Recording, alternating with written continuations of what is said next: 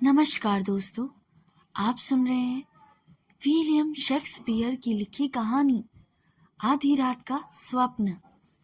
Athens नगर में एक सन की राजा राज्य करता था। उसका स्वभाव बड़ा विचित्र था। यही कारण था कि उसके राज्य के नियम कानून भी बड़े विचित्र थे। उसके राज्य में यह कानून था कि युवा होने पर कोई भी लड़की कुंवारी नहीं रहेगी। उसे उसके पिता की पसंद के लड़के के साथ विवाह करना होगा। पिता उसका विवाह चाहे जिसके साथ भी करा सकता है। लड़की की इच्छा या अनिच्छा का कोई महत्व नहीं था। जो लड़की इस कानून को मानने से इनकार करेगी या उसका उल्लंघन करेगी, उसे फांसी पर लटका दिया जाएगा। मृत्यु के भय से अनेकों लड़कियों ने पिता की पसंद के लड़कों के साथ खुशी खुशी विवाह कर लिए, लेकिन कुछ लड़कियां ऐसी भी थी जिन्होंने इस प्रकार विवाह करने से इनकार कर दिया। उनकी प्राण रक्षा के लिए पिता ने कोई शिकायत नहीं की। उन्होंने पुत्रियों की पसंद को अपनी पसंद बना लिया। परंतु एक दिन दरबार में एक ऐसा व्यक्ति उपस्थित हुआ जो राजा के पास अपनी पुत्री की शिकायत लेकर आया था। उसने राजा को प्रणाम किया और गुहार लगाते हुए बोला, महाराज, मेरी एक पुत्री है, हारमिया। मैंने बड़े लाड प्यार से उसका पालन पोषण किया। अब वह विवाह योग्य हो गई है। मैंने उसके लिए डिमेट्रियस नाम एक युवक का चयन किया था, परंतु उसने मेरी पसंद को ठुकरा दिया।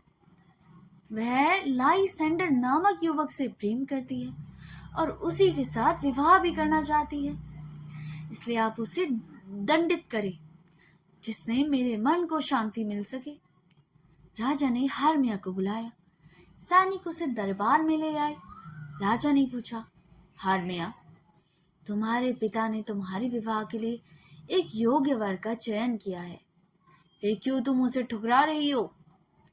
क्या तुम नहीं जानती कि इस राज्य के कानून के अनुसार पुत्री को पिता की पसंद के युवक के साथ विवाह करना पड़ता है?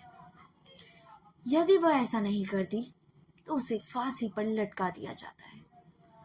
हारमिया बोली, महाराज, पिताजी ने मेरे जिस युवक का चयन किया है वह हेलेना नामक लड़की से प्रेम करता है। जब वह मुझसे प्रेम ही नहीं करता तो मैं उसके साथ विवाह कैसे कर सकती हूँ? मैं लाइसेंडर से प्रेम करती हूँ और उसी के साथ विवाह भी करना चाहती हूँ। वह भी मुझसे प्रेम करता है और विवाह के लिए तैयार है। यदि उसके साथ मेरा विवाह नहीं हुआ तो मैं जीवन भर कुंवारी रहना पसंद करूंगी। राजा उत्तेजित हो गया। हारमिया, प्रेम में अंधे होने के कारण तुम्हारी सोचने समझने की शक्ति खत्म हो गई है, इसलिए तुम मेरी ऐसी बात कर रही हो। मैं तुम्हें 3 दिन का समय देता हूँ। डिमेट्रियस से विवाह कर लो, वरना फांसी पर लटकने के लिए तैयार रहो। दरबार से निकलकर हारमिया सीधे लाइसेंडर नामक के पास पहुंची और उससे सारी बात बताई। वह सोच में पड़ गया। कुछ गहरे सोच विचार के बाद आखिरकार उसे एक उपाय सूझा। वह उछलते हुए बोला, हारमिया, तुम चिंता मत करो, मुझे एक उपाय सूझा है। यदि हम उसके अनुसार चलेंगे तो शीघ्र हमारा विवाह हो जाएगा और तुम फांसी की सजा से भी बच जाओगी। सच? ऐसा क्या उपाय है जिससे हमारा विवाह संभव हो सकता है? जल्दी बताओ, हमें क्या करना होगा? हारमिया ने उत्सुकता पूर्वक प्रकट करते हुए पूछा। इस नगर की सीमा पर एक जंगल है। उसे पार करते ही दूसरे राज्य की सीमा आरंभ हो जाती है। वहाँ के नियम और कानून हमारे विवाह में बाधा नहीं डालेंगे। वहाँ मेरी एक मौसी भी रहती है। हम दोनों उन्हीं के पास चलेंगे और वहीं जाकर विवाह भी करेंगे। लाइसेंडर एक ही सांस में सब भूल गया। ठीक है, हम दोनों आज ही एथेंस छोड़कर वहां चले जाएंगे। हारमिया ने स्वीकृति देकर उसकी बात पर मुहर लगा दी और फिर उसी रात आंखों में भविष्य के सपने संजोए दोनों प्रेमी दूसरे राज्य की ओर चल पड़े। संयोगवश उसी रात डिमिट्रियस भी अपनी प्रेमिका हेलेना के साथ वन भ्रमण के लिए उस जंगल में आया हुआ था।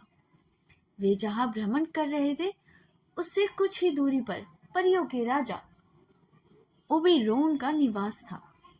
उसकी पत्नी का नाम टेटिनिया था। उस दिन उसकी बात पर रूठकर टेटिनिया वहीं कहीं चली गई थी। ओब्रेन व्याकुल होकर उसे लौटने की प्रतीक्षा की बाहर नजरें गड़ाए था। बाहर वन भ्रमण के दौरान हेलेना और डिमिट्रियस बहुत थक गए थे, इसलिए एक दूसरे के आगे पीछे होकर चलने लगे।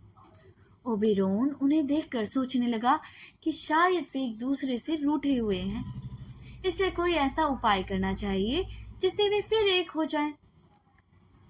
उससे उसी समय पंख नामक परी को याद किया। परी प्रकट हो गई। वह परी बड़ी चंचल और शरारती थी। लोगों को मूर्ख बनाने और तंग करने में उसे बहुत आनंद आता था। अक्सर वह ग्वालिनों के दूध के मटकों पर मेंढक का रूप धारण कर बैठ जाती थी।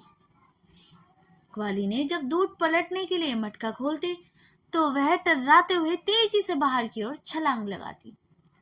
वह भयभीत होकर ग्वालिने मटके छोड़ देती और सारा दूध बिगड़ जाता। इस प्रकार शरारतों से वह सबको परेशान करती थी। उसे ओबेरोन से पूछा कि उसे क्यों बुलाया है। वह उसे हरे रंग के द्रव्य की एक शीशी देते हुए बोला, पंख परी, इस शीशी को संभाल कर अपने पास रखो। वह सम्मोहित करने वाला द्रव्य है। यदि इसे किसी सोते हुए मनुष्य की दाईं आंख पर लगा दिया जाए तो जागने पर भी वह जिसे सबसे पहले देखेगा उसी पर मोहित हो जाएगा।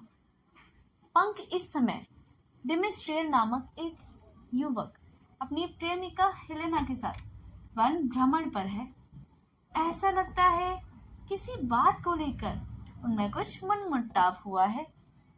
तुम इसी द्रव्य की एक बूंद सोते हुए डिमिट्रियस की दाईं आंख पर लगा दो। जागने पर वह भी हेलेना को देखेगा तो उसके मन में प्यार का स्रोत फूट उठेगा। परंतु ध्यान रहे, हेलेना को इस बात का पता ना चल पाए। परंतु मैंने तो डिमिट्रियस को देखा नहीं, मैं उसे कैसे पहचानूंगी?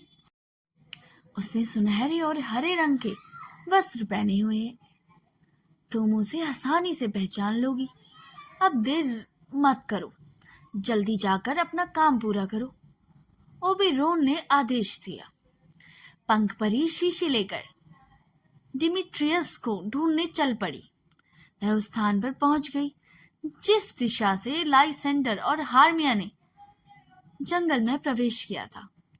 थक जाने के कारण वे दोनों एक वृक्ष के नीचे सो रहे थे। लाइसेंडर ने भी सुनहरे और हरे रंग के वस्त्र पहने रखे थे। परी ने उसी को डिमिट्रियस समझकर उसकी दाईं आंख पर वशीकरण द्रव्य लगा दिया। इधर संयोगवश डिमिट्रियस और हेलेना एक दूसरे से बिछड़ गए। भटकते भटकते हेलेना भी उस स्थान पर पहुंच गई जहां लाइसेंडर सो रहा था।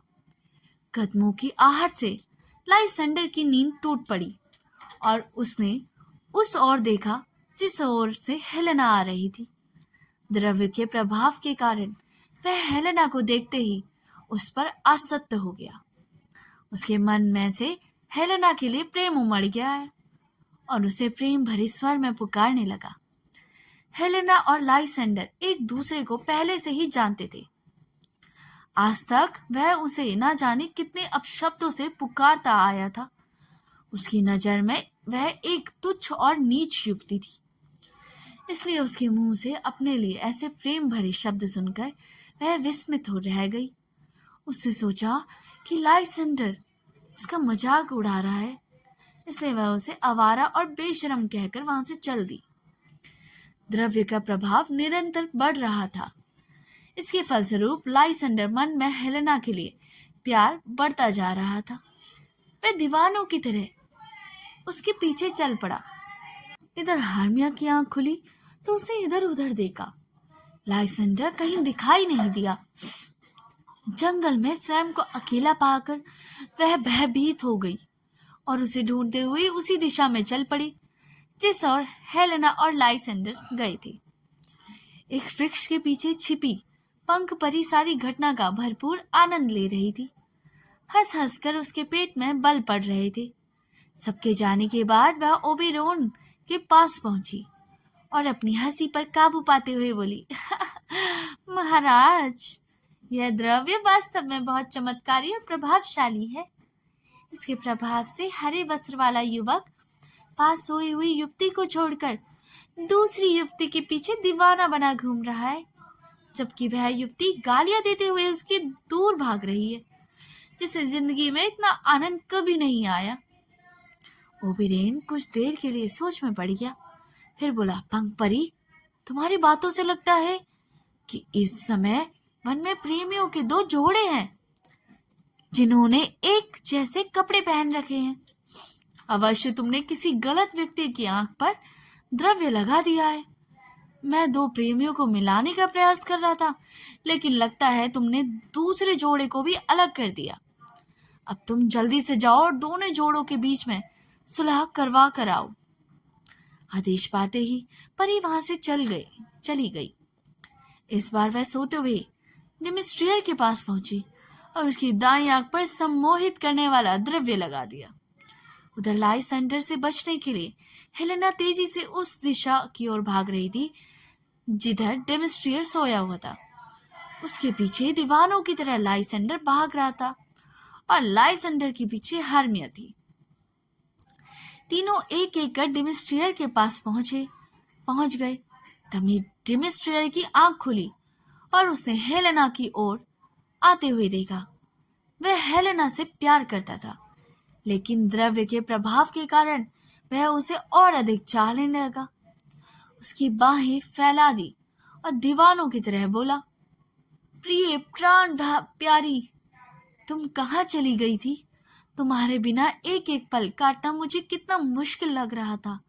आओ, मेरी बाहों में समा जाओ। मैं तुमसे बहुत प्रेम करता हूँ। सहसा हेलेना के कदम थम गए। आज तक उसके मुंह से उसे कभी ऐसी बातें नहीं सुनी थी। वह आश्चर्यचकित थी। एक और उसे गवार और नीच समझने वाला लाइसेंडर दीवानों की तरह उसके पीछे आ रहा था। दूसरी ओर डिमेस्ट्रियर असभ्य शब्द बोलते हुए उसे बाहों में लेने के लिए पागलों की तरह आतुर था। दोनों के विपरीत व्यवहार को देखकर वह सोच में पड़ गई। तभी उसे हार्मिया दिखाई दी। उसे सोचा कि शायद उसने उसका उपहास उड़ाने के लिए लाइसेंडर को उसके पीछे लगा दिया है और स्वयं पीछे पीछे तमाशा देखने आई गई है। यह सोचकर वह क्रोध में भर गई और उसने हार्मिया को चूटिया पकड़ कर नीचे गिरा दिया। हेलेना को देखकर हार्मिया ने सोचा कि वही लाइसेंडर को बहकाकर उसके साथ ले गई है। इसे वह भी गुस्से में भरकर उससे लड़ने लगी। उधर डिमेस्ट्रियर ने लाइसेंडर को हेलेना के पीछे आते हुए देखा तो गुस्से से उसका चेहरा लाल हो गया। उसने सोचा कि हेलेना को छोड़कर वह उसकी हंसी उड़ा रहा है। उसने उसे दंडित करने के लिए तलवार निकाल दी और उसे युद्ध के लिए ललकारा। लाइसेंडर भी तलवार लेकर मैदान में कूद पड़ा। हेलेना को कोई और प्यार भरे शब्दों से पुकारे, यह बात लाइसेंडर को चुभ गई।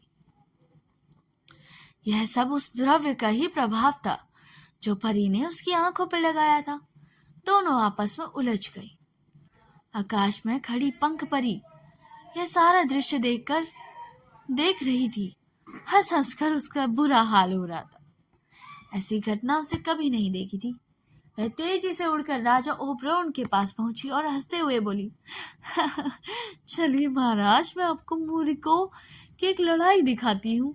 उसे देखकर आप भी हंसते हंसते लोटपोट हो जाएंगे। तुम इतनी हंस क्यों रही हो और किस लड़ाई की बात कर रही हो? ओबेरोन ने उत्सुकतावश पूछा। महाराज, आपने मुझे जिन प्रेमी के जोड़ों के पास भेजा था वे आपस में बुरी तरह से झगड़ रहे हैं, पंख परी ने कहा। ओबेरॉन उसे डपटते हुए बोला, पंख, तुमने इस प्रकार की शरारतें शोभा नहीं देती। मैंने तुम्हें प्रेमी जोड़ों को मैं सुलह करवाने के लिए भेजा था और तुम उन्हें लड़वा आई, और जब मैं जैसा कहता हूं वैसा करो। दोनों युवकों में एक युवती का नाम लाइसेंडर है जो हार्मिया से प्रेम करता है। दूसरा युवक डिमिस्ट्रियर हेलेना का दीवाना है। लेकिन तुम्हारी गलती के कारण लाइसेंडर हार्मिया को छोड़कर हेलेना का दीवाना हो गया है। पंख, तुम जल्दी से जाओ और अदृश्य रहकर वहां संगीत की मधुर स्वर लहरियां बिखेर दो। इससे मोहित होकर वे लड़ना छोड़ देंगे और नाचने लगेंगे। नाच नाच कर जब वे थक कर सो जाएं, तब उन दोनों की बाइयों आंख पर द्रव्य द्रव्य लगा देना। इससे वे द्रव्य के सम्मोहन से मुक्त हो जाएंगे और पहले की तरह अपनी अपनी प्रेमिकाओं को प्यार करने लगेंगे। ध्यान रहे इस पर कोई गलती ना हो। पंख परी आज्ञा का पालन करने चली गई। इसके बाद ओबेरॉन उदास मन से टिटेनिया के महल की ओर चल पड़ा। उस समय वह शाही बाग में एक झूले के ऊपर लेटी हुई थी। आसपास दासी परियां लोरियां गाते हुए, चंवर डुलाते हुए उससे सुलाने की कोशिश कर रही थी। ओबेरॉन ने भोरे का रूप धरा और एक फूल की ऊपर बैठकर लोरी सुनता रहा। कुछ देर बाद टिटेनिया को नींद आ गई। इतने में ओबेरॉन को परिलोक का एक शेख चिल्ली दिखाई दिया जो पास ही एक वृक्ष के नीचे सो रहा था। ओबेरॉन को एक शरारत सूझी। उसे द्रव्य की कुछ बूंदे टिटेनिया की दाईं आंख पर लगा दी। फिर उसने शेख चिल्ली के सिर पर गधे के सिर में बदल दिया। फिर उसने ऐसी व्यवस्था भी कर दी कि नींद से उठते ही टिटेनिया की नजर सबसे पहले शेख चिल्ली पर पड़ी। थोड़ी देर बाद टिटेनिया की आंखें खुली और शेख चिल्ली को देखा। द्रव्य के प्रभाव के कारण वह उस पर भी मोहित हो गई। उसे दासियों से कहा, देखो, देवलोक से कितना सुंदर पुरुष यहाँ आकर सो रहा है।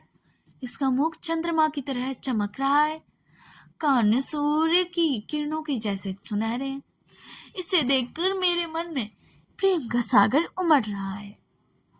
एक गधे के लिए टिटेनिया का प्रेम देखकर आस पर खड़ी दासियां मंद मंद मुस्कुराने लगी। द्रव्य के प्रभाव से टिटेनिया के मन में शेख चिल्ली के लिए प्रेम बढ़ता गया। तभी वह ढेचू ढेचू करने लगा। टिटेनिया खुश होते हुए बोली, वाह, यह दिखने में जितना सुंदर है, इसकी आवाज उतनी ही मधुर है। इसने चारों ओर रस की स्वर लहरियां बिखेर दी। जाओ और इसे आदर सहित लेकर मेरे पास आओ। इसे पाकर मैं स्वयं को धन्य समझूंगी। अभी तक तो दासियां इसे मजाक समझकर हंस रही थी, लेकिन अब टिटेनिया ने गधे को लाने का हुक्म दिया तो वह आश्चर्य से उभर पड़ी। फिर भी रानी की आज्ञा थी, इसलिए वे गधे के सम्मान पूर्वक वहां ले आए। टिटेनिया ने आगे बढ़कर गधे को चूम लिया और उसके सिर को गोद में रखकर प्यार करने लगी। ओबेरॉन ने शेख चिल्ली पर ऐसा जादू कर दिया था, वह गधे की तरह सोचने लगा, उसी के समान व्यवहार करने लगा। इसलिए टिटेनिया ने शेख चिल्ली से भोजन के बारे में पूछा तो वह बोला, मुझे भोजन में हरी घास और चने की दाल चाहिए, मुझे यही पसंद है। दासियों ने उसे भोजन का प्रबंध किया। भोजन करने के बाद शेख चिल्ली की फरमाइश पर वे उसकी पीठ खुजलाने लगी। फिर उसे टाट के कपड़े पहनाए गए। सब कामों से निपटकर शेख चिल्ली टिटेनिया की गोद में सिर रखकर सो गया। उसे देखकर टिटेनिया को भी नींद आ गई। ओबेरॉन अदृश्य रूप से सारा घटनाक्रम देख रहा था। हंसी से उसका बुरा हाल था। दोनों ने के सोते ही उसे शीघ्रता से रानी की बाईं आंख पर द्रव्य लगा दिया। कुछ देर बाद टिटेनिया की नींद खुली तो अपनी गोद में गधे का सिर देखकर वह भयभीत हो गई। अभी ओबेरॉन प्रकट हुआ और हंसते हुए बोला, यह क्या कर रही थी हो रानी? मुझे छोड़कर किससे प्यार कर रही हो? टिटेनिया घबरा कर उठ खड़ी हुई और गधे को जोर से एक लात मारी। ओबेरॉन पुनः हंसते हुए बोला, मेरी रानी, मेरी कसम खाकर कहो कि अब तुम मुझसे कहीं भी कभी भी नहीं रूठोगी। कसम खाती हूँ कि आज के बाद मैं आपसे कभी नहीं रूठूंगी। टिटेनिया ने दोनों कानों को पकड़कर कहा। इसके बाद ओबेरॉन ने सारी बात बताई, जिसे सुनकर हर कोई हंसने लगा। इतने में पंख परी भी दोनों प्रेमी जोड़ों को लेकर वहां आ गई। ओबेरॉन ने उन्हें अपना अतिथि बनाया। रात भर सब खान पान और नाच गाने में डूबे रहे। अगले दिन सब अपनी अपनी मंजिल की ओर चल पड़े। सबको ऐसा लग रहा था मानो उन्होंने आधी रात को कोई सपना देख रहा हो। कहानी सुनने के लिए बहुत बहुत धन्यवाद। कहानी अच्छी लगी हो तो आप इसे खुद तक ही ना रखें, अपने मित्रों और परिवारजनों के साथ शेयर भी कर सकते हैं। और चैनल अभी तक सब्सक्राइब नहीं किया तो इसे सब्सक्राइब भी कर ले। इसके साथ लगे हुए बेल आइकन को भी प्रेस करें ताकि मेरे द्वारा अपलोड की हुई कहानियों का नोटिफिकेशन आपको हमेशा मिलता रहे। तब तक के लिए धन्यवाद। आपका दिन शुभ हो।